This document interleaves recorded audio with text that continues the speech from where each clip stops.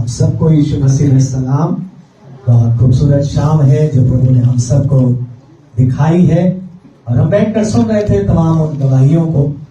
मैं यही सोच रहा था, हम सेलिब्रेट कर रहे हैं कितनी सारी प्रार्थनाओं के उत्तर को आज की शाम। 16 इयर्स, 16 साल, कितनी दुआएं हुई जवानों के लिए, बच्चों के लिए, कलीसिया के लिए, पासवान ने दुआएं करी, तमाम अन्य लोगों ने दुआएं करी और हम प्रभु को धन्यवाद देते हैं। आज हम तमाम उन दुआओं के जवाब को देख रहे हैं। हालेलुया, ताली बजा के प्रभु को धन्यवाद दें कि परमेश्वर आज भी दुआओं को सुन रहा है। साथ ही हम प्रभु को धन्यवाद देते हैं जवान जीवनों के लिए, जिनकी गवाही को प्रभु ने संवारा, उनके जीवनों को प्रभु ने बदला। आमीन। परमेश्वर ने उनको कुछ नहीं से उठाकर आज अपनी सामर्थ से भरा और अपने लिए इस्तेमाल कर रहा है। इस बात के लिए जनता नहीं बजा के प्रभु का धन्यवाद। ये हमारे लिए, हम दोनों के लिए बहुत आदर की बात है कि हम आपकी कलीसिया का इस सेलिब्रेशन का हिस्सा बन सके। पास्टर संजीव चौधरी साहब को बहुत बहुत धन्यवाद आपके निमंत्रण के लिए। पास्टर अभिषेक अरोड़ा को बहुत धन्यवाद आपके निमंत्रण के लिए। तमाम अन्य जो लीडर्स हैं, हम आपका भी तहे दिल से धन्यवाद करते हैं। अब आइए हम परमेश्वर के वचन में चले। और वो कि मुझे मालूम था कि ये यूथ मीटिंग है, जवानों की सभा है और जवानों के विषय में ही प्रचार करने का मैं प्लान बना रहा था। लेकिन जब प्रभु के सामने मैं बैठा ठहरा तो परमेश्वर ने कुछ और ही विषय को मेरे हृदय में डाला और मैं सोचने लगा कि जब जो बात प्रभु कह रहा है उसी को कहना उचित होगा, क्योंकि हो सकता है वो विषय जवानों से संबंधित ना हो, लेकिन जरूर हम सबको कहीं ना कहीं उसके द्वारा आशीष मिलेगी। आमीन। सो मैं प्रभु की आज्ञाकारिता में आज उसी बात को कहना चाहूंगा, जो चाहे एक यूथ सरमन ना भी लगे, लेकिन जो भी प्रभु कहना चाहता है हम उस बात को देखेंगे। मैं शुरू करूंगा श्रेष्ठ गीत का एक पद पढ़ के। श्रेष्ठ गीत की किताब उसके 4थे अध्याय और उसके 6वें पद को पढ़कर आज की शाम की बात हम शुरू करेंगे। और वहां यूं लिखा है, जब तक दिन ठंडा ना हो और छाया लंबी होते होते मिट ना जाए, तब तक मैं शीघ्रता से गंधरस के पहाड़ और लोबान की पहाड़ी पर चला जाऊंगा। अगर आपने श्रेष्ठ की किताब को कभी पढ़ा है या उसके विषय को कभी समझने की कोशिश करी है, तो ये एक प्रेम का गीत है जो 2 लोग गा रहे हैं। एक तरफ वर है, एक तरफ वधू है, एक तरफ प्रेमी है, दूसरी तरफ प्रेमिका है। और कई बार लोग इस किताब को पढ़कर कभी कभी भ्रमित भी हो जाते हैं, लेकिन आज सिर्फ इस बात पर अपना ध्यान लगाएं कि ये हमारा प्रेमी, हमारा प्रभु यीशु मसीह, और जो प्रेमिका है वो कलीसिया है। आमीन। वो मैं और आप हैं और हम भी प्रभु के इंतजार में हैं और प्रभु भी हमारे इंतजार में है। हम भी प्रभु की चाह रखते हैं और प्रभु हमसे बढ़कर हमारी चाह रखता है। हालेलुया। आप प्रभु को कितना भी प्यार करिए, लेकिन आप उससे बढ़कर कभी प्यार नहीं कर पाएंगे। वो हमेशा मुझसे और आपसे बढ़कर ही हमसे मोहब्बत करता है। आमीन। उसका प्यार तो इतना अधिक है जो हम क्रूस पर देखते हैं, उसके सलीब पर देखते हैं। सो यहाँ हमारा प्रेमी है और प्रेमिका मतलब हम कलीसिया है। और इन दोनों के बीच में कितना हम दोनों के बीच में बातचीत चल रही है। प्रेमी और प्रेमिका के बीच में बातचीत चल रही है और कलीसिया बार बार प्रभु से पूछ रही है, प्रभु तू कब आएगा, प्रभु आप कब आएंगे। मैं और आप भी इंतजार में हैं। आमीन। एक बार तो मैं बहुत परेशान हो गया, एक दुख एक कष्ट में से गुजर रहा था और मैंने बड़ी सीरियसली दुआ करी। मैंने कहा, प्रभु हाँ रैप्चर तो होना है, क्या 2 बार नहीं हो सकता? एक बार मेरा ही कर लो, बाकी को बाद में लेते जाना। मैं इतना परेशान था। तो हम बड़ी चाह में हैं, प्रभु तू कब आएगा। हर साल हमें लगता है शायद इस साल रैप्चर हो जाएगा, 2022 में हो जाना चाहिए था, 2023 में हो जाना चाहिए, और 2024 आ गया। मैं तो सोचता हूं पौलुस जैसा व्यक्ति सोचता था उसी के दिनों में रैप्चर हो जाएगा। तभी तो उसने अपनी किताब में लिखा, उसने कहा हम सब के सब तो ना सोएंगे, हम बदल जाएंगे। और पौलुस को ये नहीं पता था उसके दिनों में नहीं होगा, हमारे दिनों में रैप्चर होगा। हालेलुया। ये भी हमें नहीं पता हमारे दिनों में होगा या हमारे बाद होगा, लेकिन हमें ये पता है होगा जरूर और जल्द होगा। यीशु मसीह आएगा और जरूर आएगा। जिसने कहा है वो अपनी बात से नहीं मुकरेगा। आमीन। बस थोड़ा समय बाकी है, अंतिम तुरी फूकी जाएगी और हम सब यीशु मसीह के सम्मुख खड़े होंगे। हालेलुया। और वहां हमारी आराधना कंप्लीट हो जाएगी। कई बार यहाँ बड़ा कष्ट होता है ना आराधना करने में, यहाँ बड़ा कष्ट होता है। वर्शिप लीडर्स को बड़ी मेहनत करनी पड़ती है आराधना करवाने में, वहां कोई मेहनत नहीं होगी, वहां सब आनंद से प्रभु की आराधना करेंगे। सो हम देख रहे हैं, हम बड़ी चाव में हैं, प्रभु तू कब आएगा? लॉर्ड व्हेन विल यू कम?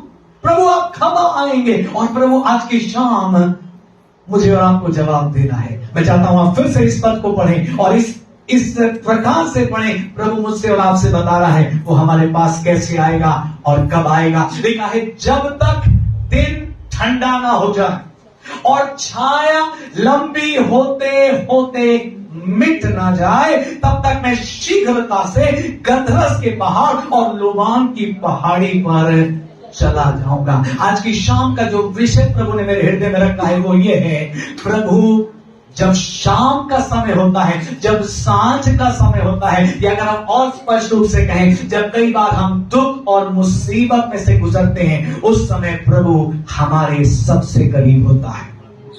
जब ऐसे समयों से हम गुजरते हैं जहां हमें लगता प्रभु तू कहां है, तू हमें दिखाई क्यों नहीं दे रहा है प्रभु? हम तो सोचते थे प्रभु कि तू ऐसा करेगा, तू वैसा करेगा, तू हमारे लिए ये चमत्कार करेगा। आज प्रभु तू कहां है? प्रियो प्रभु आज की शाम जवाब दे रहा है, जब सांझ होगी और छाया लंबी होते होते मिट जाएगी, उस समय तो मेरा दर्शन पाओगे, उस समय मैं तुम्हें मिलूंगा। वो बता भी रहा है मैं तुम्हें गंधरस और लबानोन के पहाड़ों पर मिलूंगा।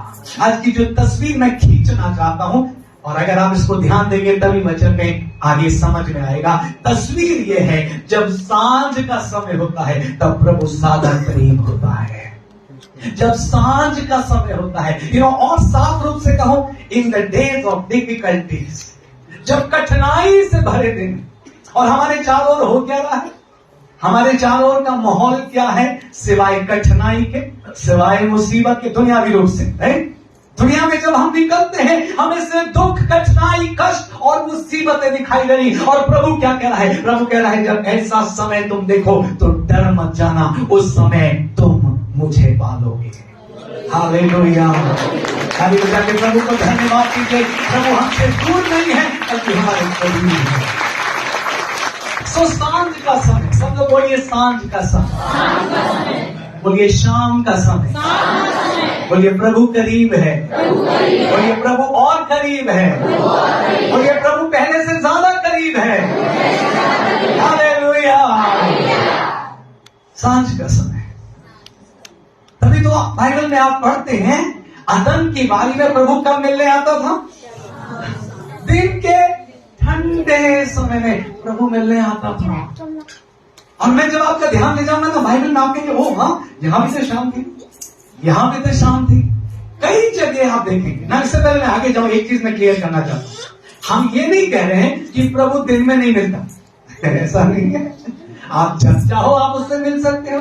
हालेलुया। हम ये नहीं कह रहे प्रभु भोर को नहीं मिलता, तो पता लगा जो भोर में दुआ करने वाले बोले अब हम भोर में नहीं करेंगे, हम शाम को करेंगे, ऐसा नहीं है। प्रभु हमेशा मिलता है, हर जगह मिलता है। हालेलुया। आप मालूम जहां आप उसको लीस्ट एक्सपेक्ट कर रहे हैं, भाई वो सबसे ज्यादा मिलता है।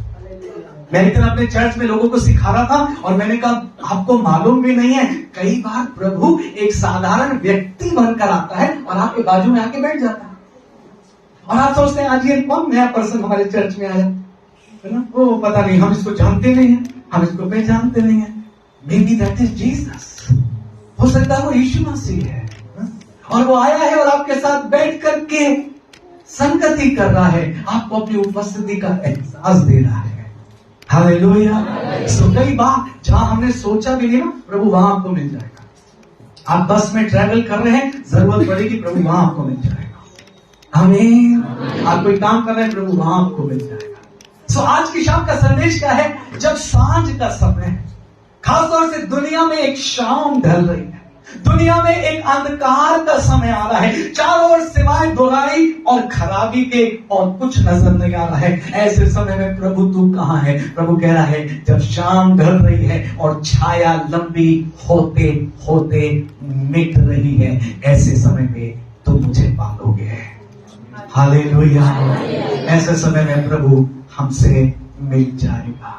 एक इस समय में आपका ध्यान ले जाना चाहता हूं, लूका 24वें अध्याय में लिखा है, खोल ही लें अगर आप बाइबल लाए हैं, ताकि आप उन बातों को पर नजर भी डाल लें। लूका उसका 24वां अध्याय और 13वें पद से आई थिंक आगे हमें पढ़ने की ज्यादा जरूरत नहीं पड़ेगी, लेकिन फिर भी लूक चैप्टर 24 जी 13वें पद से आगे ना, आप सब कहानी को समझ ली, बैकग्राउंड समझ ली।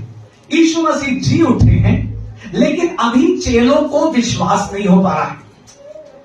स्त्रियों ने आकर चेलों को बताया, प्रभु सचमुच जी उठे, हमने कब्र का पत्थर हटा हुआ देखा, हमने स्वर्गदूतों को देखा और प्रभु सचमुच जी उठे हैं। लेकिन जो शागिर्द हैं, जो चेले हैं, उनसे विश्वास, बोलते चलिए, नहीं हो पा रहा है। वो विश्वास नहीं कर पा रहे हैं और वो अभी भी कंफ्यूज्ड हैं।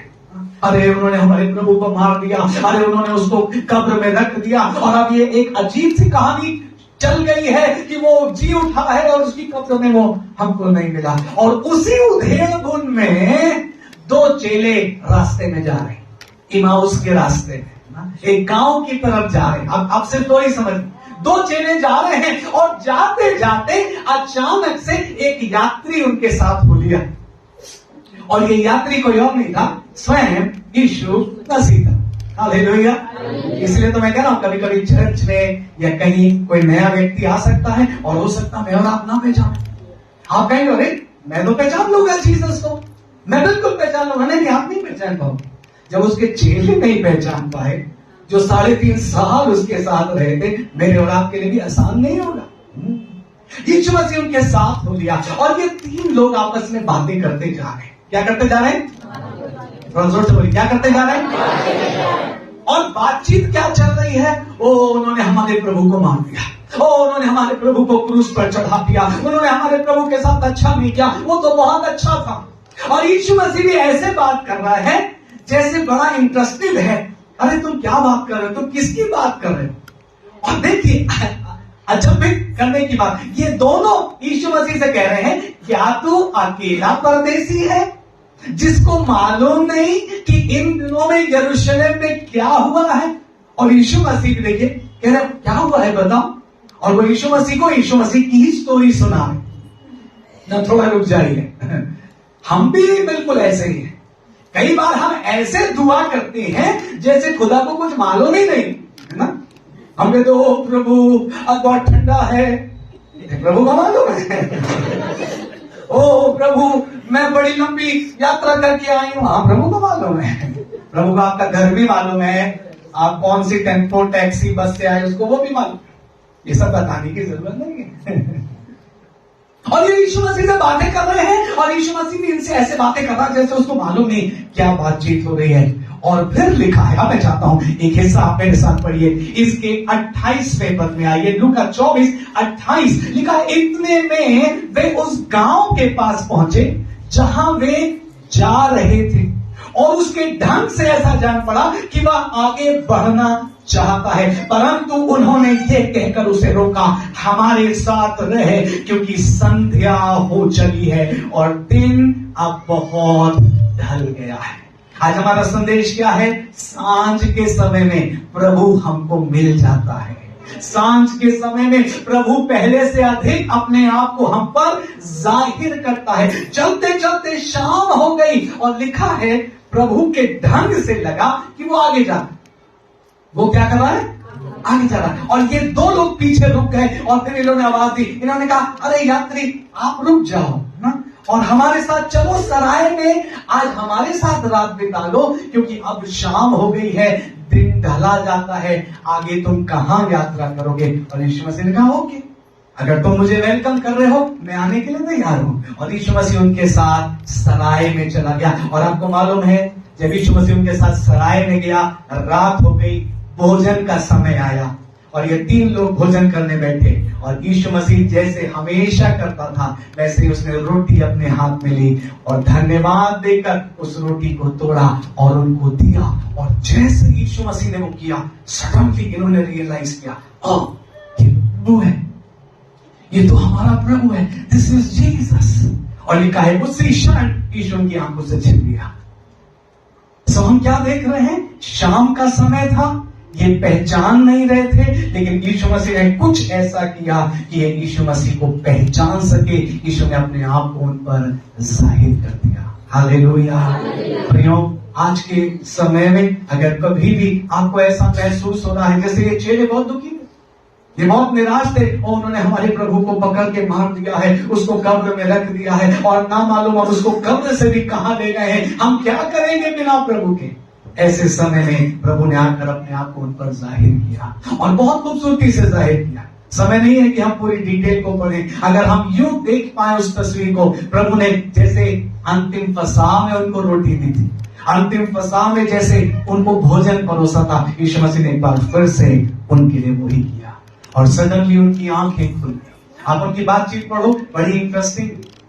जब प्रभु उनकी आंखों से छिप गया तो ये दोनों आपस में बात करने लगे। ये कहने लगे, अरे हम प्रभु को क्यों नहीं पहचान पाए, हमें तो पहचान लेना चाहिए था, हम तो 3.5 साल प्रभु के साथ रहे। और फिर दोनों आपस में बात कर रहे हैं, कह रहे लेकिन एक बात तो थी, जब वो हमसे बातें कर रहा था, हमारे अंदर एक अजीब आनंद उमड़ रहा था, हमारे अंदर एक अजीब उत्तेजना हो रही थी, हमारे अंदर एक अजीब खुशी भर रही थी। प्रियो, मैं आपसे कहना चाहता हूं, कभी भी अगर आप सांझ की या दुख की या दुनियावी परिस्थिति से गुजरेंगे, प्रभु दूर नहीं है, प्रभु बहुत करीब है। आमीन। और हो सकता है आपके 1000 सवाल हो, उन्होंने ऐसा क्यों किया, उनको ऐसा नहीं करना चाहिए, लेकिन उन 1000 सवालों के बीच में भी शांति देने के लिए आपका प्रभु आपके साथ है। हालेलुया। कितने और हिस्से हैं जहां मेरा ध्यान जाने लगा, जहां प्रभु ने शाम के वक्त काम किया।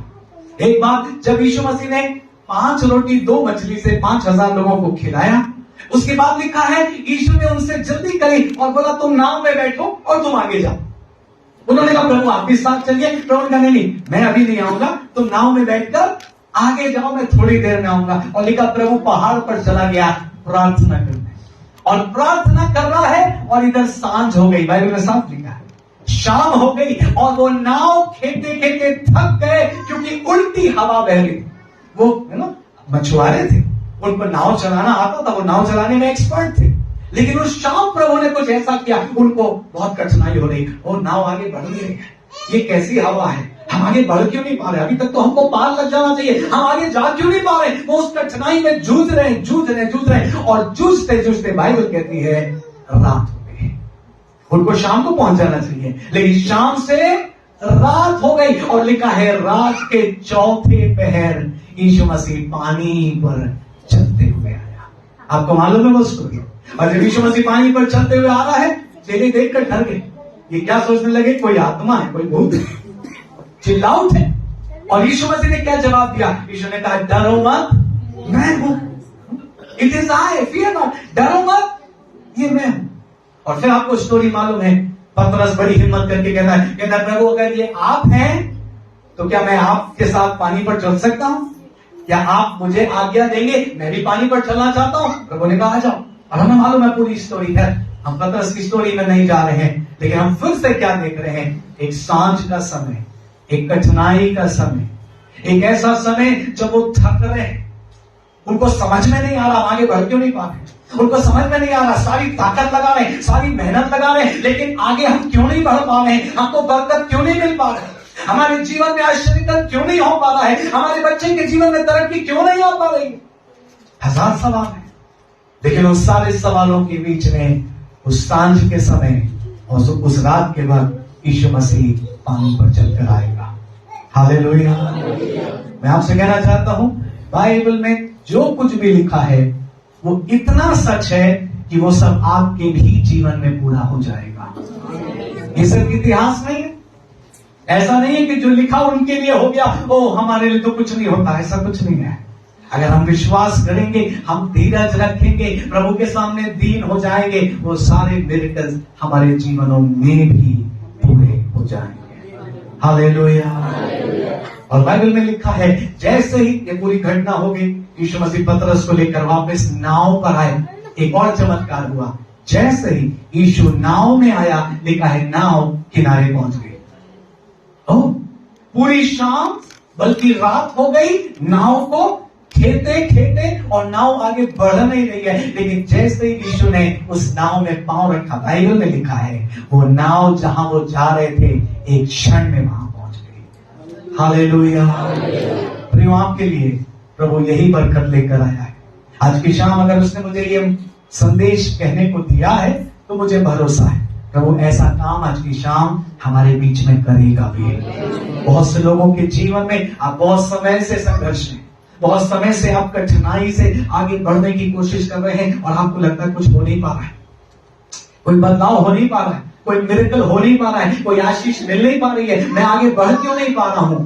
आज की शाम प्रभु आपसे मिलने आएगा। आमीन। और जब प्रभु आपसे मिलने आएगा, आप वहां पहुंच जाएंगे जहां वो आपको पहुंचाना चाहता है। समय नहीं लगेगा, प्रभु एक क्षण में परिस्थितियों को बदल देगा। हालेलुया।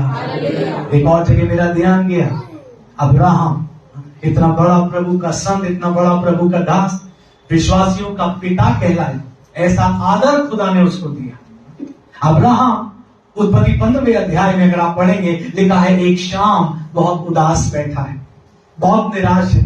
और किस बात से निराश है? प्रभु तूने मुझे सब कुछ तो दिया है, और तूने मुझे वारिस नहीं दिया, तूने मुझे कोई संतान नहीं दी, ये सब कुछ तूने मुझे दिया है, लेकिन क्या फायदा प्रभु, मेरा ये सब कुछ एक नौकर को चला जाएगा। और फिर परमेश्वर से बात करता है, परमेश्वर के शब्द सुनिए, हे अब्राम मत डर, तेरी ढाल और तेरा अत्यंत बड़ा प्रतिफल मैं।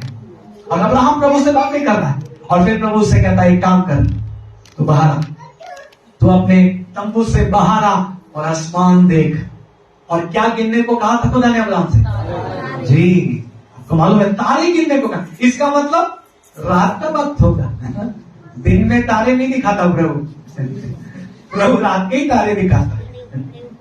बोला तारे गिनो, रात का वक्त है।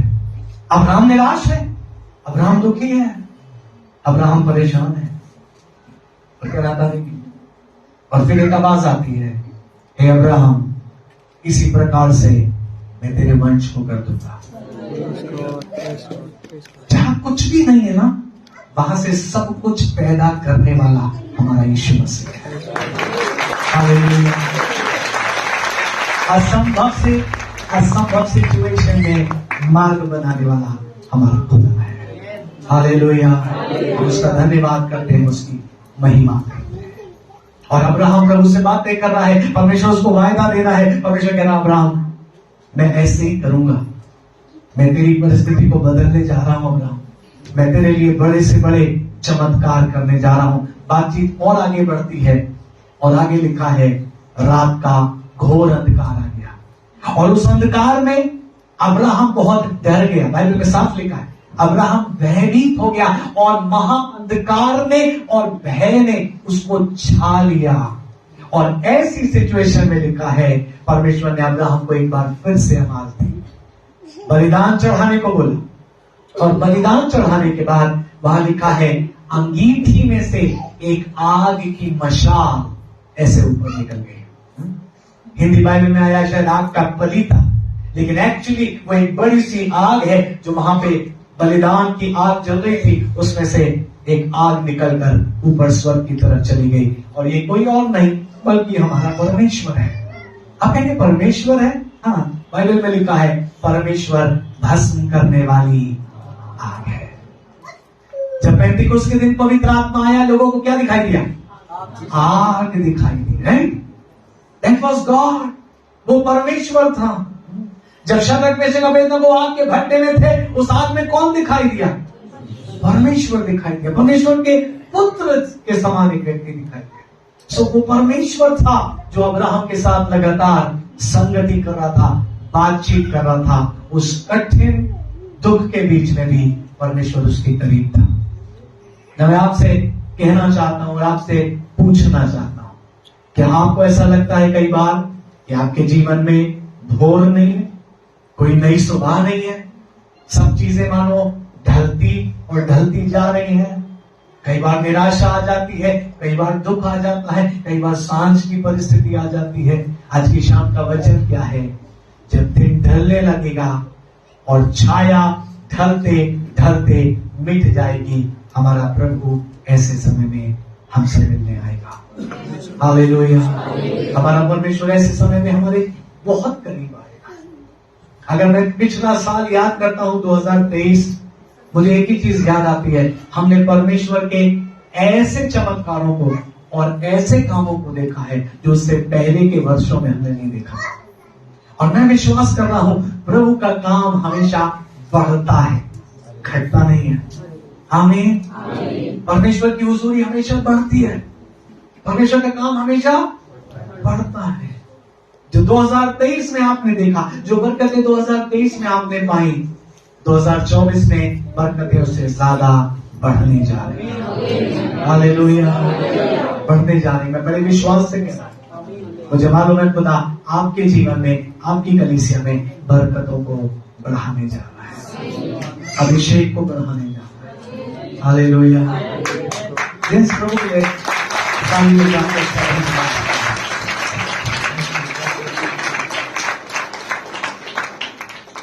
लेकिन खुशी की बात यह है कि प्रभु शाम या रात की परिस्थिति को वैसा ही नहीं छोड़ देता।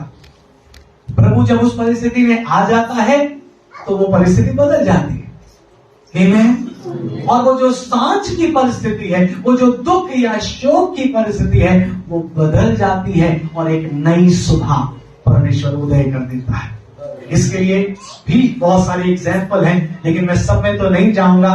अगर आपने पुराने नियम में याकूब की कहानी पढ़ी है, याकूब जब अपने मामा लाबान के घर से लौट कर आ रहा था और लिखा है वो वापस आ रहा है अपने पिता के घर में, और अब बहुत धनी हो चुका है, उसके पास बहुत सारी संतानें हैं, पत्नियां हैं, बहुत सारे दास दासी हैं, बहुत सारे जानवर हैं, और वो वापस लौट रहा है। लेकिन उसके मन में एक डर है, और डर ये है, उसके भाई एसाव ने कहा था कि जब मेरा पिता नहीं रहेगा तब मैं अपना बदला लूंगा और मैं याकूब को नष्ट करूंगा। याकूब वापस आ रहा है, उसके अंदर डर है, उसके अंदर इस बात का बड़ा भय है कि जब मैं लौटूंगा कहीं ऐसा तो नहीं कि मेरा भाई एसाव मुझे हलाक कर दे या मुझे नाश कर दे। बहुत से लोगों के अंदर कई बार मौत का डर होता है, बहुत से लोगों के अंदर बीमारी को लेकर या अन्य परिस्थितियों को लेकर भय होता है। लेकिन प्रियो, मैं आपको उत्साहित करना चाहूंगा, अगर आप यीशु मसीह में हैं और यीशु मसीह में मजबूती से आप बने रहेंगे, मौत भी किसी तरीके से हावी नहीं हो पाएगी। हालेलुया। मैं गुजरा हूं ऐसी परिस्थितियों से, मैं गुजरा हूं ऐसे एक्सीडेंट से जहां से बचकर आना नामुमकिन था।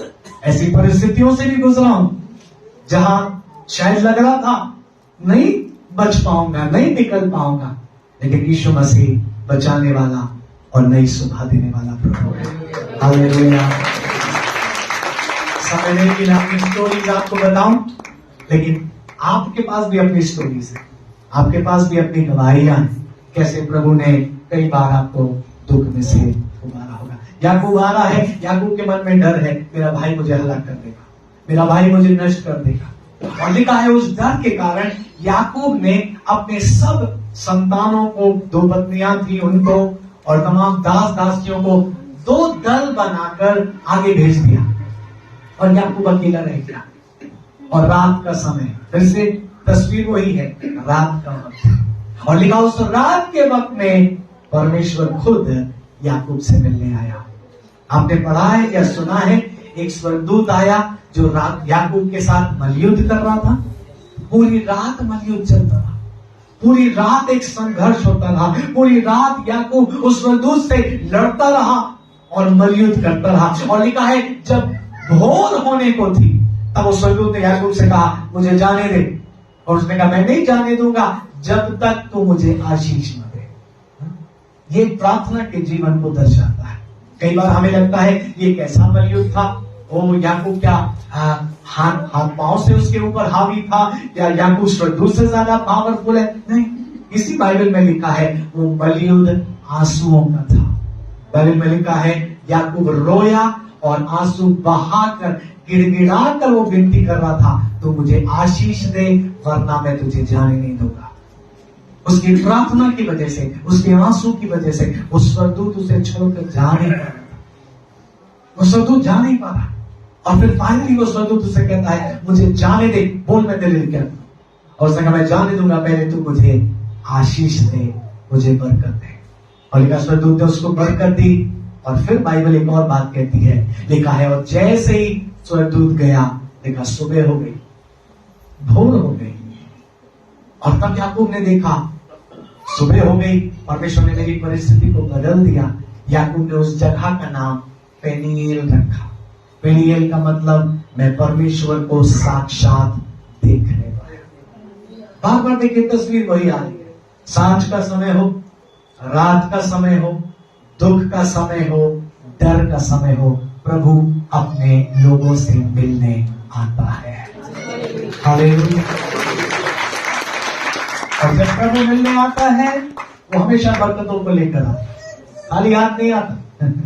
आमीन। वो हमेशा आपके लिए वो आशीषों को, वो चमत्कारों को, वो मिरेकल्स को लेकर आता है। और एक नई सुबह उदय हो जाती है। आप आनंद से गाने लगते हैं, आप झूमने लगते हैं, आप तारीफ करने लगते हैं, क्योंकि प्रभु आपके जीवन को बदल देता है, नया बना देता है। हालेलुया। आपने जरूर पढ़ा होगा वो पद जो यशाया 60 अध्याय में लिखा है, पृथ्वी पर अंधकार वरन घोर अंधकार होगा, लेकिन तुम पर यहोवा उदय होगा। अराइज एंड शाइन, उठ और प्रकाशमान हो, क्योंकि तेरा प्रकाश आ पहुंचा है। पृथ्वी पर अंधकार होगा, चारों ओर घोर अंधकार होगा, लेकिन परमेश्वर अपने लोगों पर उदय होगा। और फिर आगे क्या लिखा है, जब परमेश्वर तुम पर उदय होगा तो राजा भी तुम्हारे आरोहण के प्रताप के पास आएंगे। बड़े बड़े लोग आएंगे, राजा आएंगे आपके पास, आकर के आपके परमेश्वर की चर्चा सुनना चाहेंगे, आपसे पूछना चाहेंगे कैसे तुमने उसको पा लिया, हमें भी बताओ, हम भी उसको पाना चाहते हैं। प्रियो, वो समय आ रहा है जब परमेश्वर साधारण विश्वासियों को अपने लिए खड़ा करेगा और मजबूत गवाह बना के इस्तेमाल करेगा। एक बात मुझे याद आ रहा है जो इब्रानियों 1 अध्याय में लिखा, वो अपने दूतों को पवन और अपने सेवकों को धधकती आग बनाता है। पिछले संडे हम अपने चर्च में मिलकर इसी बात को, पिछले संडे हम अपने चर्च में मिलकर इसी बात को सीख रहे थे। अब वो समय आ गया है जब परमेश्वर साधारण बिलीवर्स को खड़ा करेगा और उन्हें ऐसे इस्तेमाल करेगा जैसे बाइबल के योद्धाओं को इस्तेमाल करता था। हालेलुया। आप अपनी आंखों से देखेंगे और ना सिर्फ देखेंगे, आप में से बहुतों को खुदा वैसे ही इस्तेमाल करेगा। साधारण से साधारण लोग। एक समय था जब हमें ऐसा लगता था वो हम नहीं प्रचार कर सकते, केवल बड़े बड़े लोग ही प्रचार कर सकते हैं। नहीं, अब वो समय आ रहा है साधारण लोग परमेश्वर की आग से भर के प्रभु के लिए इस्तेमाल किए जाएंगे। भोर का प्रकाश आएगा, बोलिए भोर का प्रकाश आएगा। बोलिए मेरे लिए एक नया सवेरा उदय होगा। बोलिए प्रभु मुझे अभिषेक करके अपने लिए इस्तेमाल कर। और थोड़ा सा आगे जाएं, जब ऐसे ही कठिन समय आते हैं, जब ऐसे दुख के या मुसीबत के या अकाल के समय आते हैं, आप बाइबल में भी पढ़कर देखिए, ऐसे ही समय में प्रभु के बड़े बड़े सेवक उठ खड़े हुए हैं। और अगर उन लोगों की भी स्टोरी आप देखेंगे, वो भी एक समय साधारण थे। जैसे आपने सैमुएल बालक के बारे में पढ़ा है, छोटा सा बच्चा था, मां मंदिर में छोड़ के चली गई, परमेश्वर के घर में उसे छोड़कर चली गई।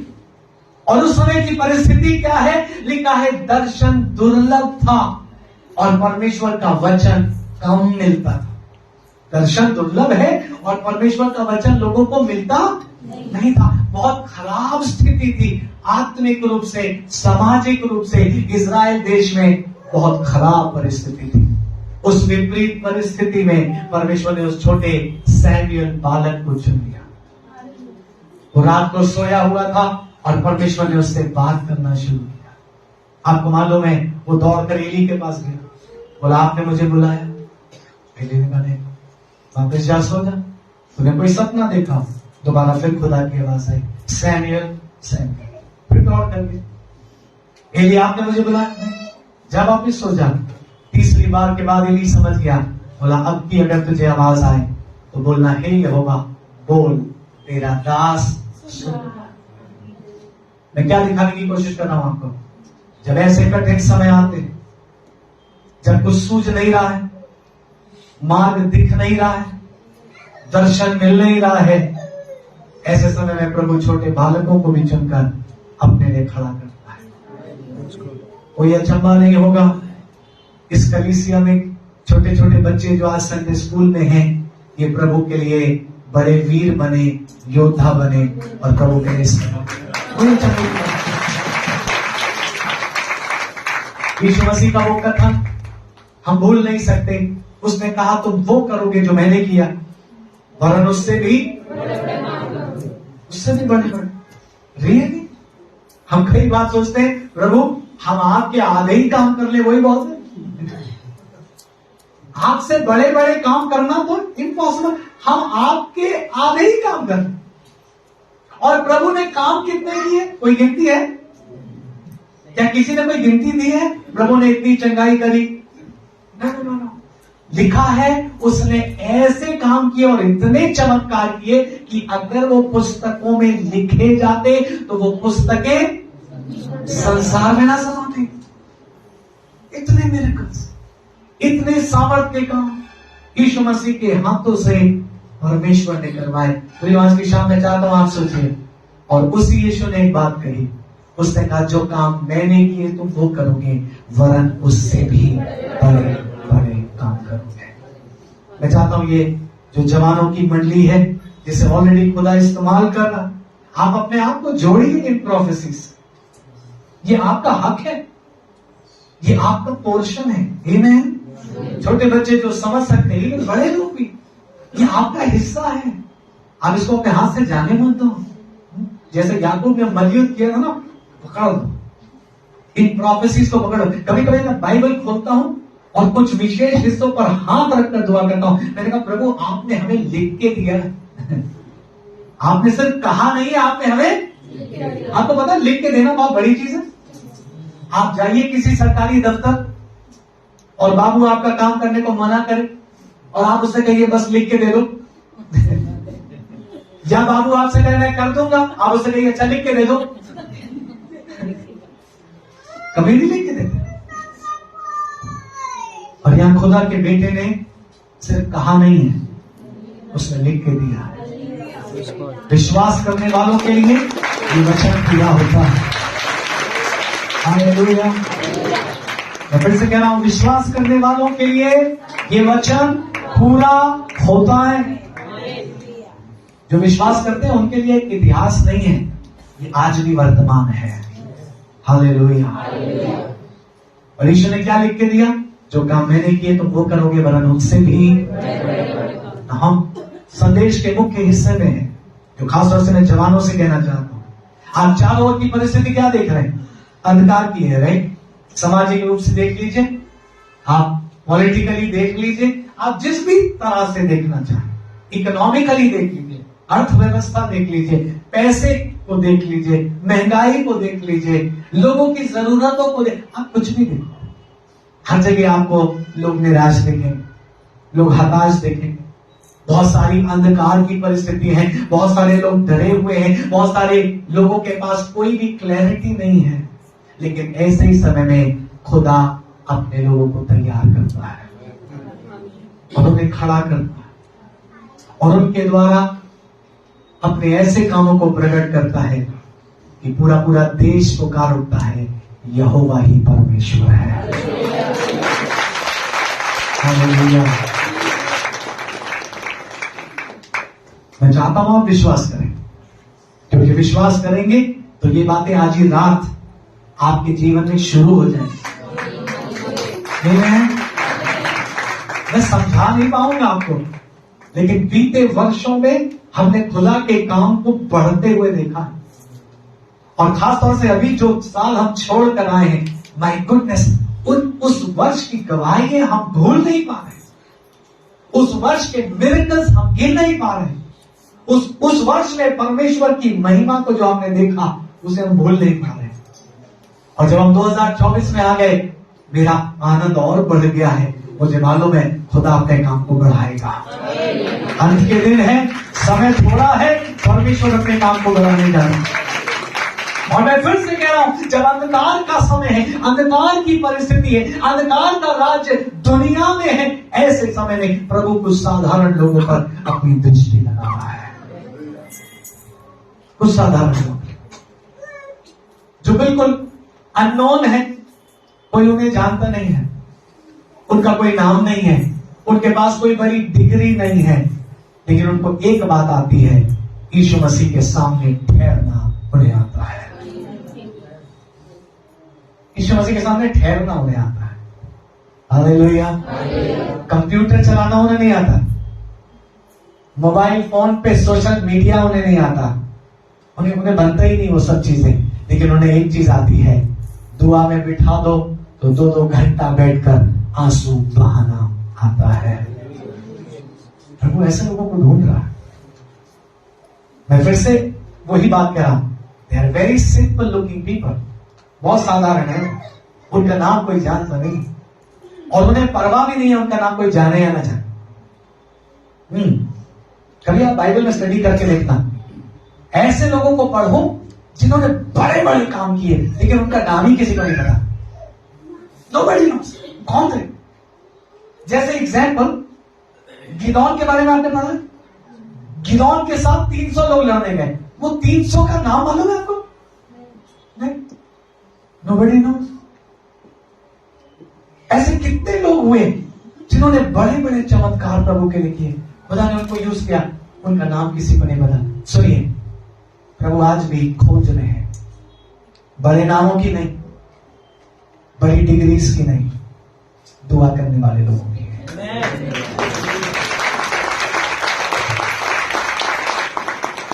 मैं जवानों से एक बात कहना चाहता हूं, आपको हो सकता है शुरू में सुनकर बहुत प्लीजिंग ना लगे, क्योंकि मैं भी आपकी तरह एक वर्शिप की सेवा से ही मैंने भी शुरू की, और जब कोई वर्शिप के संदर्भ में हमें टोक दे तो बड़ा बुरा लग जाता था।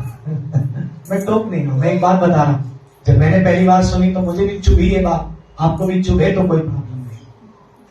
100 साल पहले एक प्रोफेसी हुई थी, और वो प्रोफेसी ये थी, एक युग आएगा जिसमें लोग खुदा की आराधना तो करेंगे, बट वही आराधना करने वाले लोग प्रार्थना नहीं करेंगे।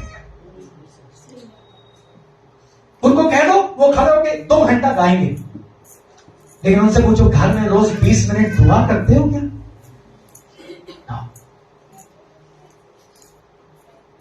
चुभने वाली बात है, मुझे भी चुभी थी, क्योंकि हम जो वर्शिप लीडर्स या म्यूजिशियंस हैं, हम खड़े होकर लोगों के ऊपर इतना दबाव बनाते हैं, नाचो कूदो हाथ उठाओ, अरे बोलते क्यों नहीं, अरे थके हो क्या? और अगर वही लोग पलट कर हमसे पूछ रहे हैं, ये करवाने से पहले कितनी देर दुआ करके आए हो? इस मंच पर चढ़ने से पहले कितनी देर आंसू बहा के आए?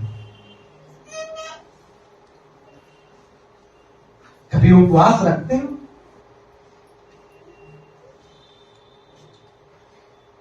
खुदा उनको नहीं ढूंढ रहा है जो दिखाई देते हैं, खुदा उनको ढूंढ रहा है जो अभी तो दिखाई नहीं दे रहे हैं, लेकिन जब दिखेंगे तो परमेश्वर की रोशनी में ऐसे चमकेंगे कि पूरी दुनिया यीशु मसीह के आगे झुकेगी।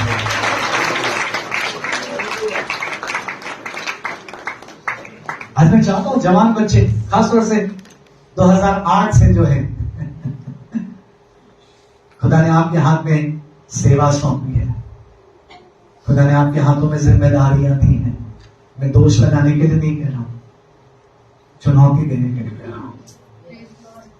यहां आधे घंटे खड़े होने से पहले 1 घंटा दुआ करके आओ। तब जब आधे घंटे खड़े होगे ना, आपके कहे बिना लोग मुंह के बल गिरकर यीशु मसीह की आराधना करें। मैंने देखा है ऐसे आराधकों को जिन्हें कुछ कहने की जरूरत भी नहीं पड़ती है, वो बाजे पर हाथ ही रखते हैं ना कि लोगों के आंसू बहने लगते हैं। और जब आप ऐसे एक बंदे को देखते हैं ना, आपको मालूम है इसकी दुआ की जिंदगी है, ये प्रार्थना करने वाला जन है, ये प्रार्थना करने वाली बहन है। हालेलुया। शाम की परिस्थिति है, दुनिया में अंधकार है और अंधकार बढ़ेगा। कोई आपको बहकाए नहीं कि चिंता मत करो, आगे सब अच्छा हो जाएगा। सुनिए, अगर आगे सब अच्छा हो जाएगा तो बाइबल की प्रोफेसीज अधूरी हो जाएगी और बाइबल की कभी भी कोई भी बात टली नहीं। एक मात्रा या एक बिंदु भी बिना पूरे हुए नहीं। और बाइबल में क्या लिखा? अंत के दिन भयानक होंगे। पेरिलियस डेज इंग्लिश में है, कठिन दिन होंगे, दुख से भरे हुए दिन होंगे। लेकिन उसी दुख और कठिनाई के दिनों के बीच में कहीं एलिया खड़ा होगा, कहीं सैमुएल खड़ा होगा, कहीं मूसा खड़ा होगा, और तब लोग परमेश्वर की सामर्थ और महिमा को देखने पाएंगे। हालेलुया। आपको पता है, जरूर पता होगा, आप बाइबल पढ़ने वाले लोग हैं, एलिया का कोई इंट्रोडक्शन अपने को नहीं मालूम, कुछ नहीं पता उसके बचपन के बारे में, उसकी जवानी के बारे में, उसकी शुरुआत के बारे में कुछ नहीं मालूम। आपको पता है एलिया की शुरुआत कहां से हुई? सीधा अहाब राजा के सामने आके खड़ा है और बोला, मैं तिशबी एलिया जो सेनाओं के यहोवा के सामने खड़ा रहता हूं। That's it। उसका इंट्रोडक्शन उसकी डिग्रीज नहीं है, उसका इंट्रोडक्शन कौन से चर्च से आता है वो नहीं है। उसका इंट्रोडक्शन ये है, मैं खुदा के सामने खड़ा रहता हूं। और बोला, मैं खुदा के सामने से आया हूं, अहाब तुझे ये बता दे, तो अपनी दुष्टता छोड़ दे, वरना परमेश्वर भयंकर अकाल भेज देगा। अहाब नहीं माना, इजबेल नहीं मानी, 3.5 साल का काल आपको मालूम है। जब 3.5 साल पूरा हो गया, यही एलिया फिर खुदा के सामने गया, बोला, खुदा बहुत हो गया, तेरे लोग बहुत कष्ट में हैं प्रभु, अब बस कर, अब रहम कर, बारिश भेज दे, बारिश। और लिखा हाथ भर का बादल दिखाई, कितना।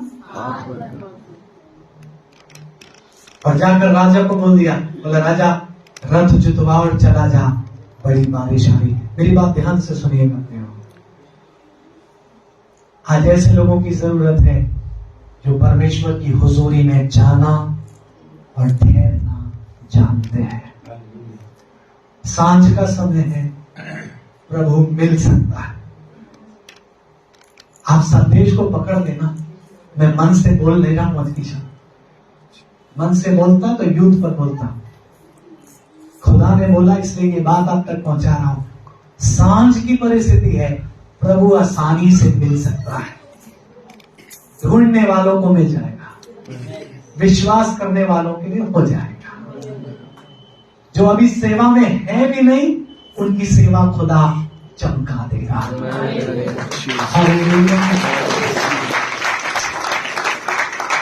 और चाहिए कैसे लोग? कैसे लोग चाहिए?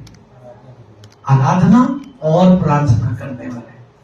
सुनिए सुनिए, जितने वर्शिप लीडर्स हैं, वर्शिप म्यूजिक से जुड़े हुए लोग, मिनिस्ट्री, जब आप बाइबल में वर्शिप के ऊपर बोलते हैं, कुछ भी बाइबल का हिस्सा लेकर बोलिए, खूब अच्छे से बोलिए, पर पहले उसे खूब अच्छे से पढ़िए। जैसे उदाहरण, एक छोटा सा उदाहरण, अक्सर हम लोग बोलते हैं स्तुति करो, पौलुस और सिलास जेल खाने में थे और वो रात में क्या कर रहे थे? स्तुति कर रहे थे, आराधना कर रहे थे और उसके बंधन टूट गए और जेल के दरवाजे। और हम कहते करो करो और हम करवाते भी हैं और कुछ होता नहीं, कोई बंधन कुछ। मतलब क्यों? हम ठीक से बाइबल नहीं पढ़ते। वहां लिखा है वो रात में स्तुति और प्रार्थना दोनों कर रहे थे। यही तो करना, हम केवल स्तुति करें, सिक्के का एक पहलू। आमीन। आप सहमत हैं कि मुझसे गुस्सा? आज यूथ वाले मुझे डिनर पे ले जाएंगे कि नहीं? मैं नहीं तो नहीं ले जा, आगे साहब भेज दीजिए। वो स्तुति और प्रार्थना दोनों कर रहे थे। दाऊद केवल गीत लिखने ही वाला नहीं था, दुआ करना जानता था, दिनों दिन उपवास में पड़ा रहना जानता था, खुदा की हुजूरी में जानना और वहां ठहरना जानता था। आज का संदेश बहुत सिंपल है। सांझ है, प्रभु मिल सकता, लेकिन किसको मिलेगा? जो प्रार्थना और आराधना करने वाले लोग हैं। हालेलुया।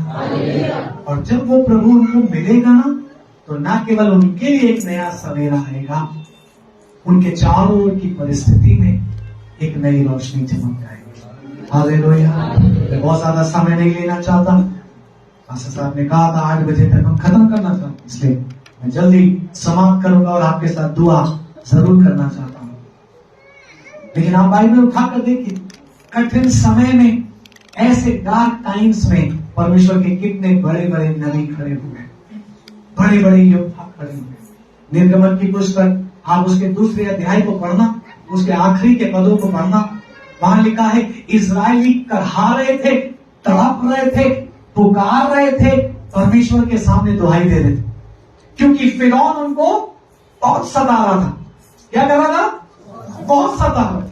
वो बहुत तकलीफ में थे, बहुत करहा रहे थे। और ऐसे डार्क टाइम में, ऐसे भयानक समय में तीसरा अध्याय शुरू होता है।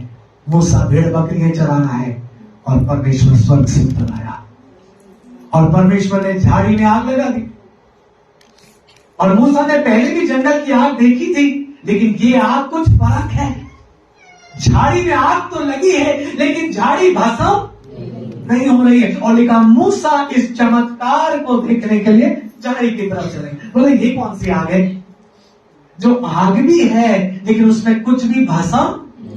चलिए, ये परमेश्वर की आग है, उसकी आग भी अद्भुत है।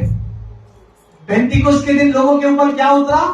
आग की फटती हुई जीभ है, लेकिन उससे कोई हलाक नहीं हुआ, उससे कोई नष्ट नहीं हुआ, बल्कि उससे जीवनों का निर्माण हो गया, उससे कलीसिया का निर्माण हो गया। एक ही दिन 3000 लोग बच गए और कलीसिया शुरू हो गई। हालेलुया। प्रभु ठहरा ऐसे जवानों के लिए जो वर्शिप तो जितनी करते हैं उससे भी ज्यादा करें, लेकिन अपनी प्रार्थना भी बढ़ाएं। कुछ ऐसे लोगों के लिए प्रभु ठहरा है, ध्यान से सुनिए, जिन्हें बजाना नहीं आता, उन्हें गाना भी नहीं आता। हो सकता है आप अपने घर में गाते हैं तो आपके बच्चे कहते हैं चुप हो जाइए, मत गाइए। आप बहुत नहीं, लेकिन फिर भी आप प्रभु के लिए गाने में धुनी है, मगन है। कोई बात नहीं, गाना नहीं आता तो क्या, सुर नहीं लगते तो क्या, अपने प्रभु के प्यार में हम फिर भी गाएंगे। हालेलुया। कोई नहीं सुनना चाहता, कमरा बंद करके गाएंगे, लेकिन गाना बंद नहीं करेंगे, आराधना बंद नहीं करेंगे। मुझे याद आ रही है एक सच्ची गवाही। एक व्यक्ति था जो चर्च में बजाया करता था और गाया करता था, और बहुत वर्षों तक वो ऐसा करता रहा, और करते करते वो बुजुर्ग हो गया, बूढ़ा हो गया। सच्ची गवाही बता रहा हूं, वो बूढ़ा हो गया। अब जब बुजुर्ग हो गया, बूढ़ा हो गया, उसकी आवाज अब उतनी अच्छी नहीं रही, अब सुर भी ऊपर नीचे हो जाते हैं, उतना अच्छा वो नहीं गाता था। तो पास्टर ने उससे कहा, बोला ब्रदर आपने तो पूरा जीवन भर गाया, अब जवान बच्चों को मौका दीजिए ना, और आप थोड़ा सा बैठिए और बच्चों को गाने दीजिए। उसने कहा अच्छा ठीक है पास्टर। लेकिन उसको बड़ा दुख लगा, और जो अगला संडे आया, वो आया तो चर्च, लेकिन आके बिल्कुल पीछे बैठ गया। बोला आज मैं नहीं गाऊंगा। ठीक है, अब बच्चे गाएंगे, अब मैं नहीं गाऊंगा। उस दिन वो चुप बैठा रहा, पूरी सभा में उसने एक भी गीत नहीं गाया, और चुपचाप वैसे ही चला गया वापस। पूरा दिन बीत गया, रात हो गई, संडे रात हो गई। जब बहुत देर रात हो गई, उसके सोने से पहले एक स्वर्गदूत उसके पास आया। मैं सच्ची गवाही बता रहा हूं। और स्वर्गदूत ने उससे आकर बोला सुनो, आज सुबह से यीशु मसीह तुम्हारा गीत सुनना चाह रहा था, और जब पूरा दिन निकल गया तुमने एक भी गीत उसके लिए नहीं गाया। उसने मुझे भेजा है तुमसे ये पूछने के लिए क्या प्रॉब्लम हो गई, क्यों नहीं गा रहे प्रभु के लिए। तब उसको समझ में आया कि हम मंच पर ही नहीं गाए, हम प्रभु के लिए कहीं भी गा सकते हैं। हालेलुया। आप केवल कभी तक मत ठहरो जब आपको यहाँ मौका मिलेगा। नहीं, आप अपने घर में प्रभु की स्तुति करो, जहां मौका मिले वहां प्रभु की स्तुति। जब आप प्रभु की स्तुति करेंगे और प्रार्थना करेंगे, मैं कैसे बयान करूं, खुदा आप ही के हाथों से है। ऐसे चमत्कारों को कराएगा जो आपने कल्पना भी नहीं की। मैं प्रभु के वचन पर भरोसा करके एक बात कह रहा हूं, प्रभु आप ही के हाथों से, जवानों आप ही के हाथों से वो सारे चमत्कार करना चाहता है तो इसमें लिखे हुए। क्या एक ही लाजर जिंदा हो सकता?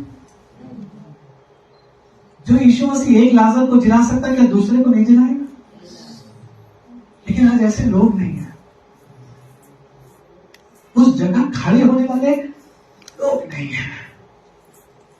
बहुत कुछ करने वाले लोग हैं, पर वो करने वाले लोग कहां हैं जो सीधा प्रभु के दिल को छू गए।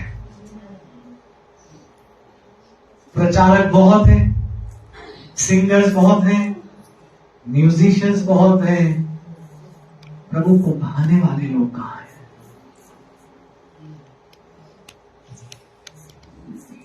वो आराधना क्यों नहीं होती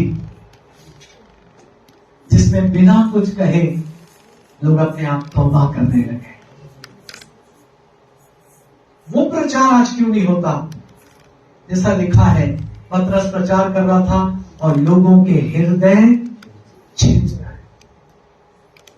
और लोग आकर पूछने लगे हम क्या करें, उद्धार पाने के लिए हम क्या करें? प्रभु ढूंढ रहा है। बोलिए मेरे साथ, प्रभु ढूंढ रहा है। बोलिए काश प्रभु की खोज मुझ में पूरी हो जाए। आप विश्वास करते हैं इस बात पर? प्रभु आपके लिए करना चाहता है, प्रभु आपके हाथों से करना चाहता है। मैं कितनी गवाहियां आपको बता सकता हूं, ऐसी ऐसी गवाहियां जो समझ के परे हैं, लेकिन प्रभु को धन्यवाद देते हैं। कठिन दिनों में ही परमेश्वर के सच्चे सेवक तैयार होते हैं। दाऊद कभी दाऊद ना होता अगर गोलियत ना आया होता, शायद एक चरवाहा बन के रह गया होता। गोलियत आया, विपरीत परिस्थिति आई, अंधकार की परिस्थिति आई, तभी दाऊद योद्धा के समान खड़ा हो गया। हालेलुया। मैं आखिरी बात कह रहा हूं, उसके बाद हम दुआ करेंगे। जब आप ऐसी परिस्थिति में से गुजर के बाहर आ जाते हैं ना, वो आपका गीत बन जाता है, वो आपका संदेश बन जाता है। जब आप कहीं भी खड़े होंगे ना, आप सिर्फ अपनी छोटी सी गवाही देंगे, लोगों के जीवन बदलने लगेंगे, क्योंकि उन्हें मालूम है आप जो कह रहे हैं वो बनावटी बातें नहीं है, आप सचमुच अनुभव से बात कर रहे हैं। हालेलुया। वो आपका गीत बन जाएगा। अगर आपने पुराने गीतों को सुना हो, हिम्स, कई बार हमारी कलीसियाओं में अब वो नहीं गाए जाते, लेकिन हम अपनी कलीसिया में दोनों गाते, नए गाने भी गाते हैं और पुराने हिम्स भी गाते हैं। आपको पता है, आपको पुराने हिम्स बोरिंग तरीके से गाने की कोई जरूरत नहीं। आप उसको उस दिल से गाइए, उस प्यार से गाइए जिसमें आप यीशु मसीह की आराधना करना चाहते हैं। वो हिम्स इतने खूबसूरत है क्योंकि कई बार वो पुराने गीत बहुत दुख और आंसुओं में लिखे। उन गीतों की अगर आप स्टोरी सुन लेंगे तो शायद आप अपने को रोक ना पाए आंसू बहाने से। मैं कहना क्या चाह रहा हूं, कई बार कुछ गीत होते हैं जो दिल छू लेते हैं, और अगर आप बैकग्राउंड में जाएंगे ना उस गीत के, आपको पता चलेगा वो कैसे बलिदान के साथ लिखा गया। एक गीत की बस स्टोरी सुना दूं, अगर आपने सुनी है तो प्रेज द लॉर्ड, नहीं सुनी तो आप जरूर सुन लें। ये गीत सबको आता होगा, यीशु के पीछे में चलने लगा। गाया आपने कभी कभी गाया है आपने? अच्छा लगता है आपको ये गीत? आपको मालूम ये गीत कब लिखा गया? वर्षों पहले नॉर्थ ईस्ट में एक गांव था जहां इंग्लैंड से कुछ लोग गए और उन्होंने वहां प्रचार किया और एक परिवार बच गया। एक परिवार, और जब वो परिवार बच गया तो पूरे गांव के लोग उनसे घृणा करने लगे। बोले नहीं, तुम्हें छोड़ना पड़ेगा ये अपना विश्वास, वरना हम तुम्हें मार देंगे। पूरा गांव जमा हो गया, गांव का मुखिया आ गया, उस परिवार को बुलाया गया, सामने खड़ा किया गया, बोला सुनो, आज तुम्हें यीशु का इनकार करना पड़ेगा वरना हम तुम सबको मार देंगे। उस आदमी ने, उसकी पत्नी और उसके 2 बच्चे खड़े थे, उस आदमी ने कहा यीशु के पीछे मैं चलने लगा, ना लौटूंगा, ना लौटूंगा। उस मुखिया ने आज्ञा दी, बोला इसके दोनों बच्चों को मार दो। तीर से दोनों बच्चों को भेज दिया गया। उसी के सामने पति पत्नी खड़े हैं और दोनों बच्चे जमीन में लौट रहे हैं, उनको तीर ने भेद दिया है, वो मरने पर है।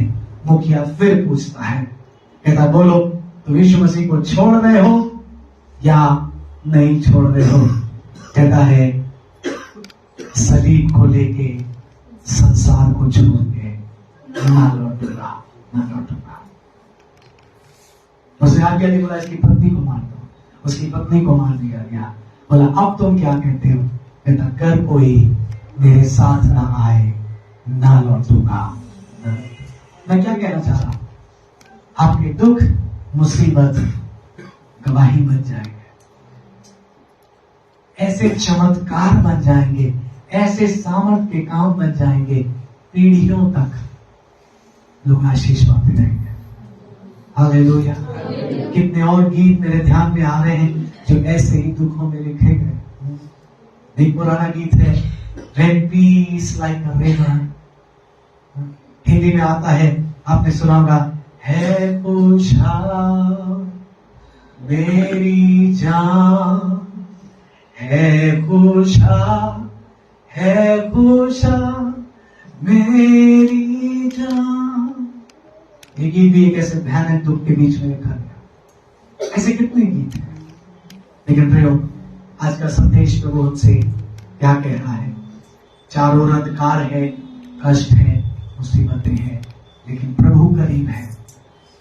बोलिए प्रभु करीब है। और प्रभु इस समय हमको ऐसे पकड़ना चाहता है, ऐसे छूना चाहता है कि आप अनगिनत लोगों के लिए बरकत का कारण बने। हालेलुया। आइए प्रार्थना में चलें।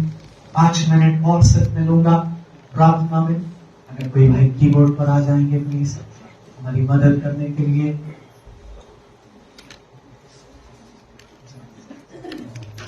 Thank you, thank you, thank you. बाकी हम सब अपनी आंखें बंद करें। अगर प्रभु का वचन आपको समझ में आ गया है और उसमें से कोई एक भी बात है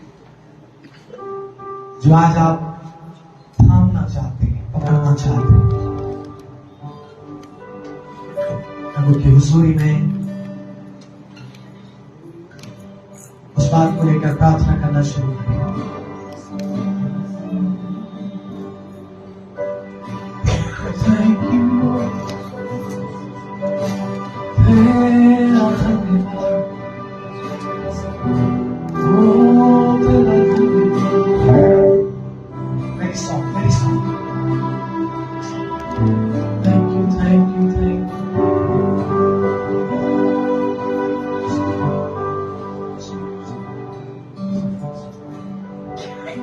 प्रार्थना में प्रभु के सामने आ जाए।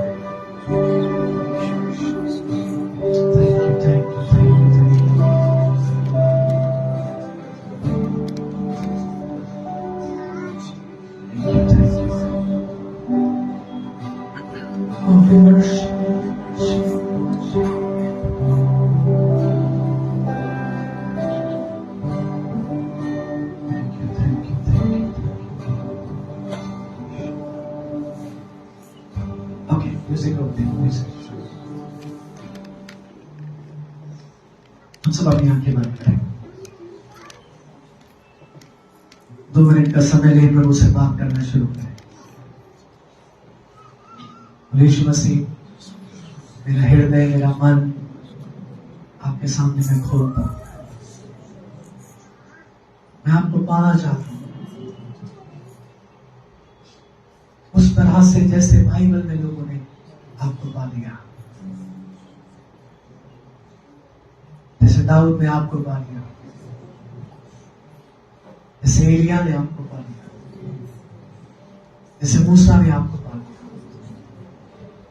जैसे आप सैमुएल से मिलने आए। आज की शाम में आपको पाना चाहूंगा।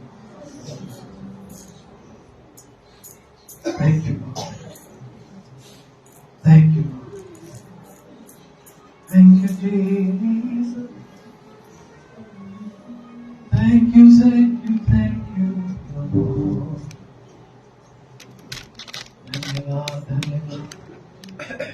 तू बदल दे मेरे मन को,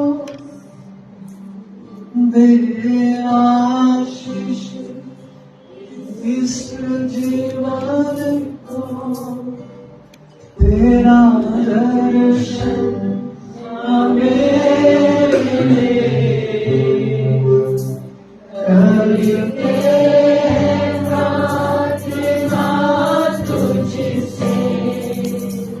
तू बदल दे मेरे मन को, दे आशीष इस जीवन को, तेरा दर्शन हमें करते हैं प्रार्थना तुझसे। तेरी महिमा से, तेरे सामर्थ्य से, दिल से तू अभिषेक कर। हाथ को उठा कर गई। तेरी महिमा से, तेरे सामर्थ्य से, दिल से तू अभिषेक कर दे। आप पवित्र आत्मा,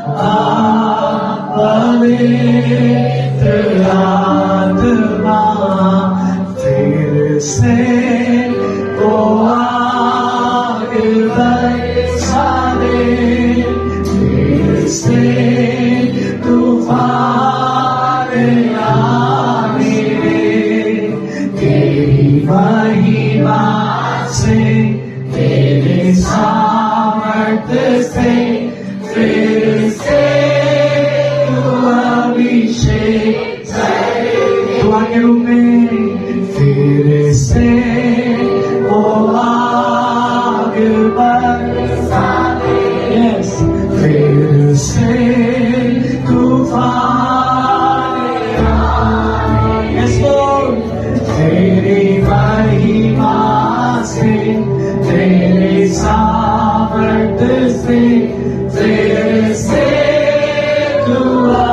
अभिषेक कर दे।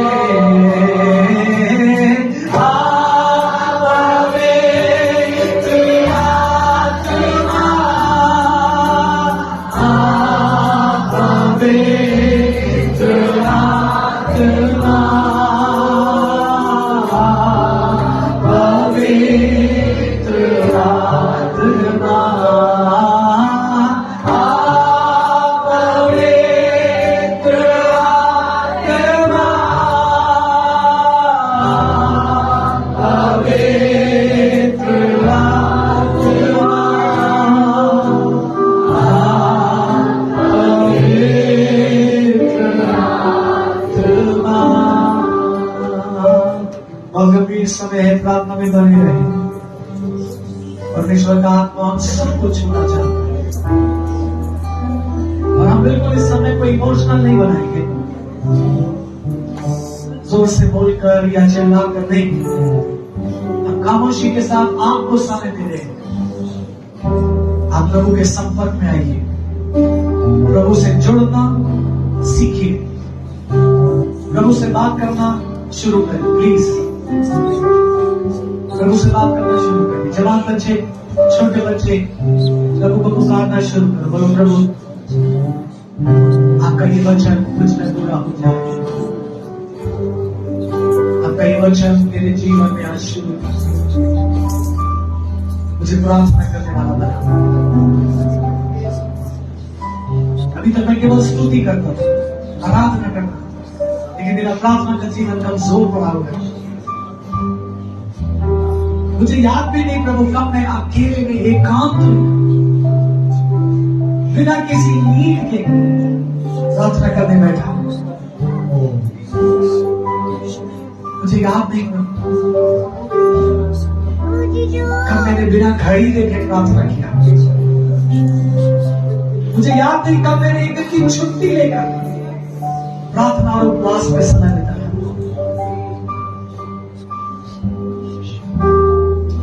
हम जो प्रभु के सेवक और सेविका यहाँ है, हम भी इस बात की माफी मांगे। प्रभु हमने सेवा में सारा समय लगाया, लेकिन हमारा व्यक्तिगत प्रार्थना का जीवन पीछे छूट गया। अगर हमने प्रार्थना भी करी तो आने वाली मीटिंग के लिए प्रार्थना करी, शहर के लिए प्रार्थना करी, देश के लिए प्रार्थना करी, जागृति के लिए प्रार्थना करी, बट वो प्रार्थना जो मैं उस समय किया करता था, किया करती थी, जब मैंने तुझसे अपना दिल लगाया ही था, प्रार्थना हो गई।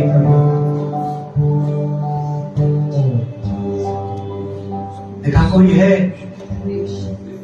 जिसने बहुत कोशिश करी, लेकिन कुछ अधिक न निकला। उसने बहुत बोया, कुछ अधिक न निकला। What a sorrow! आज प्रभु आपके सामने आकर माफी मांगना चाहते हैं। मैं माफी मांगना चाहूंगा, क्योंकि हम कहीं न कहीं मार्ग से भटक गए, हम उद्देश्य से भटक गए, हम भी गलातियों के समान हो गए। हमने शुरुआत तो सही करी, लेकिन आगे चलते चलते हम दूसरी तरफ मुड़ने लगे। हमने किया तो बहुत और बटोरा बहुत कम। हमने किया तो बहुत, लेकिन प्रभाव थोड़ा ही मिला।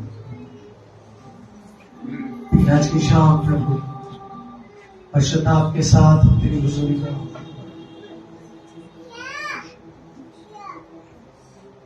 Thank you Jesus, thank you, thank you,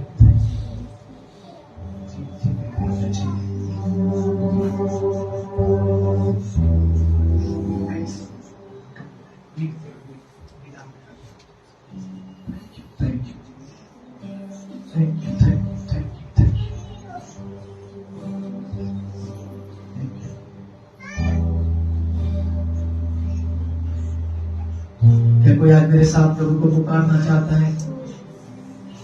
एक एक लाइन की दुआ काफी है, एक एक लाइन। आज मैं प्रभु से कहना चाहता हूँ, प्रभु मुझे तेरी जरूरत है, आई नीड। आज मैं प्रभु से कहना चाहता हूँ, प्रभु तू मुझे बता, तू मुझे बता, तो मेरे अंदर काम है।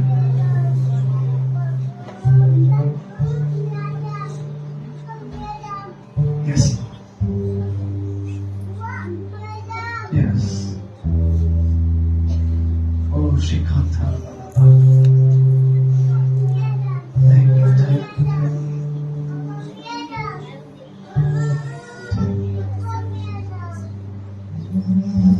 ओके, हम इस आखिरी गीत को गाने जा रहे हैं without any music, no music.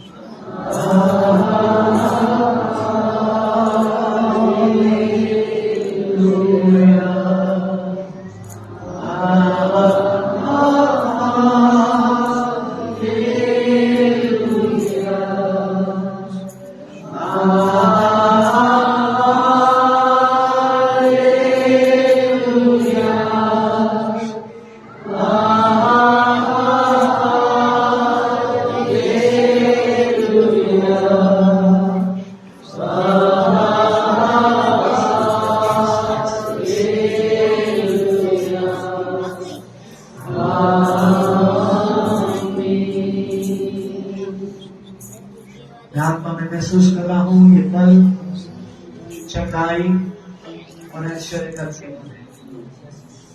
अगर आपके शरीर में कहीं कोई पीड़ा, कोई तकलीफ है, इस वक्त यीशु मसीह आपको छूकर पूरी शिफा देना चाहता है। आज हम कहना चाहते हैं, प्रभु हमें पूरी शिफा चाहिए। प्रभु पहले भी हमने प्रार्थना की थी, हमें आधा आराम मिला था, लेकिन आज की शाम हमें पूरा छुटकारा चाहिए। जितने लोग बीमार हैं या किसी पीड़ा में हैं, अपने हाथ को प्रभु के सामने उठाइए और पुकारना शुरू करिए। कहिए, यीशु मसीह मुझे पूरी चंगाई आज ही चाहिए, आज ही चाहिए, आज ही चाहिए।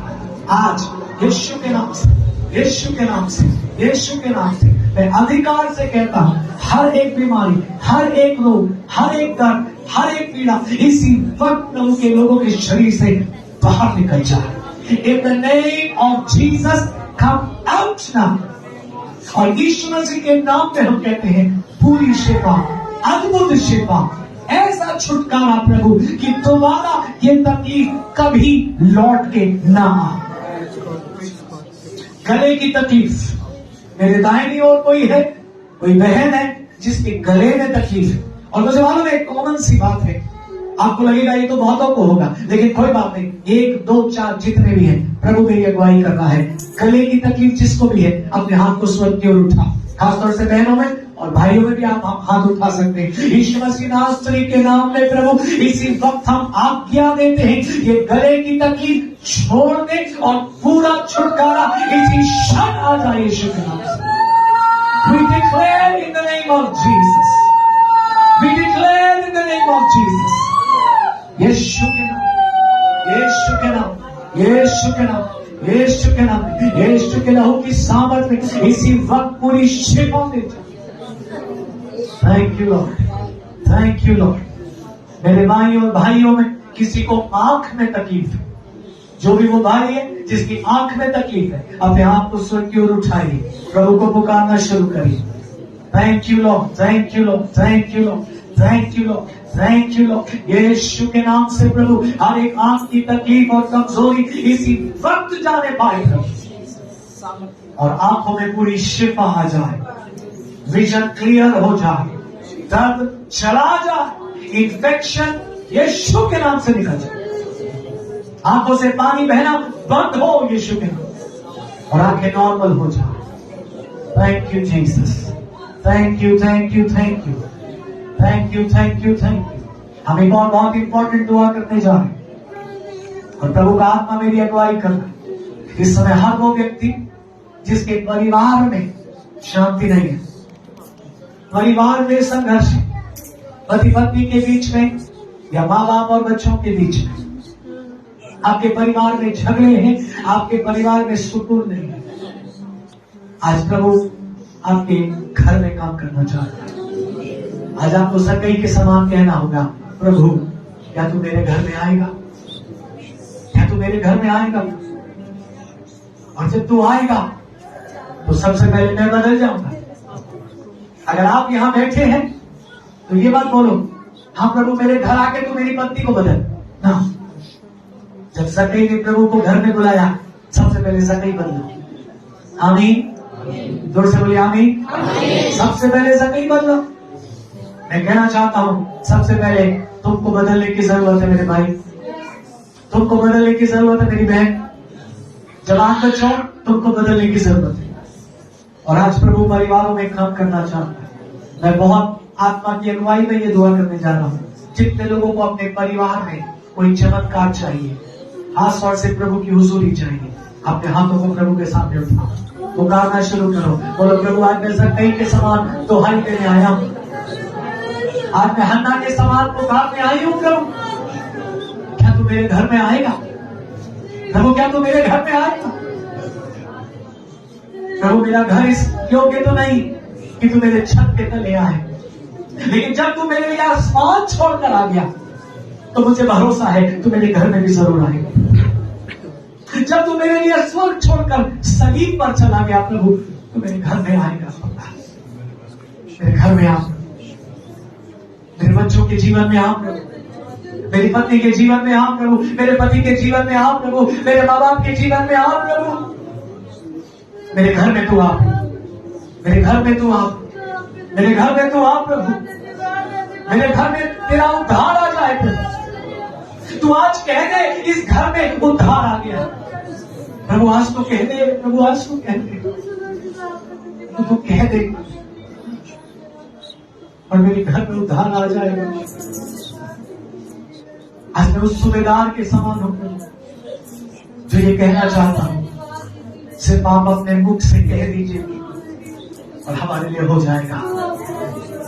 अपने मुख से कह दे प्रभु और हमारे लिए पूरा हो जाएगा। यीशु मसीह के नाम में हम इस बरकत को लेने के प्रभु तू कह दे और हो जाएगा। प्रभु तू कह दे और हो जाएगा। प्रभु तू कह दे और हो जाएगा। आज मैं तेरा दास होकर प्रभु ये कहना चाहता हूं, तूने हम सबके लिए कह दिया है, तेरा धन्यवाद।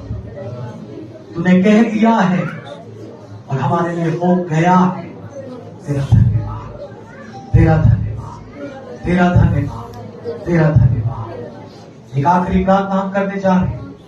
तो मैं चाहता हूं इस समय खास तौर से जो जवान बच्चे या इवन जो बड़े भी हैं, आपके दिल में सेवा करने की इच्छा है या आप ऑलरेडी सेवा में हैं और आप प्रभु से कहना चाहते हैं, प्रभु मेरी भी ये इच्छा है तो मुझे ऐसे इस्तेमाल कर कि पूरे पूरे देश आशीषित हो जाए, पूरे पूरे गांव बच जाए, पूरे पूरे नगर यीशु मसीह का दर्शन पाए।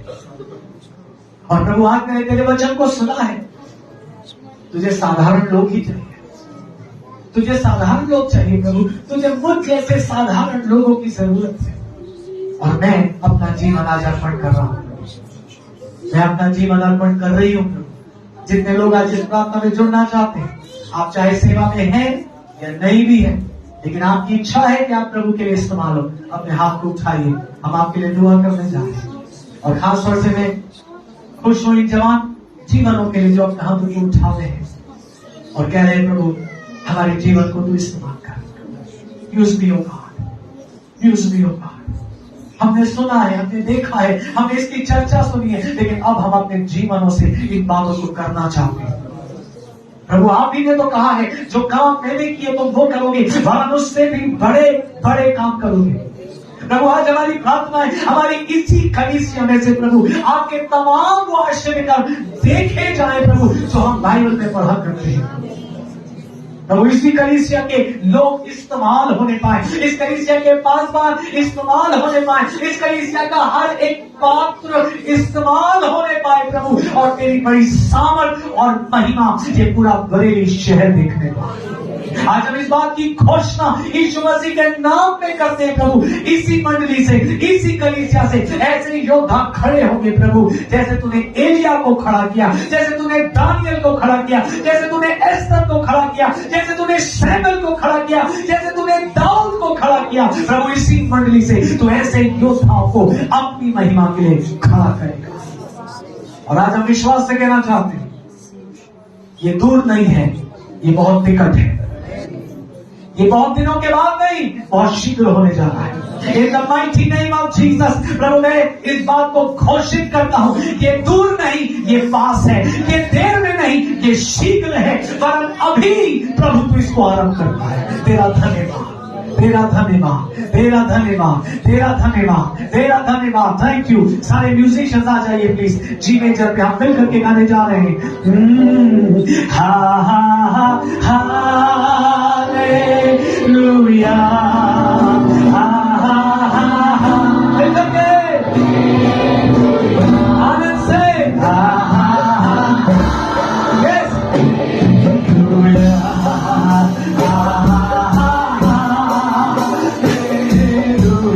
सब मिल करके दिल की गहराई से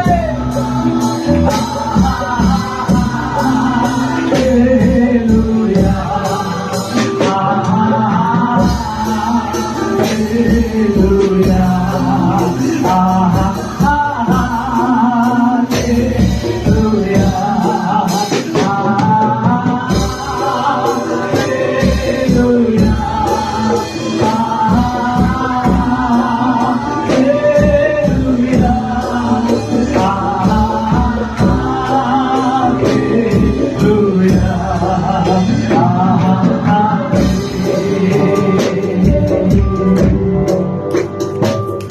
आखिरी दुआ करने जा रहे हैं। कोई बहन है जिसको आंख में तकलीफ है, और जब भाई के लिए कहा गया तो बहन के मन में ऐसा आया, काश मेरे लिए भी कहा जाता या बहनों के लिए कहा जाता।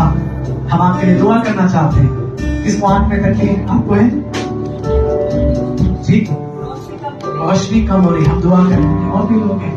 Father in the name of Jesus आज हम दुआ कर रहे हैं खुदावंद, हमारी इस बहन और तमाम बहनों की आंखों में जो भी कमजोरी है यीशु मसीह के नाम में तू शिफा दे, अद्भुत शिफा दे प्रभु, और ये चमत्कार आज ही होने पाए ताकि हम मिलकर आनंदित होकर तेरी महिमा कर सके।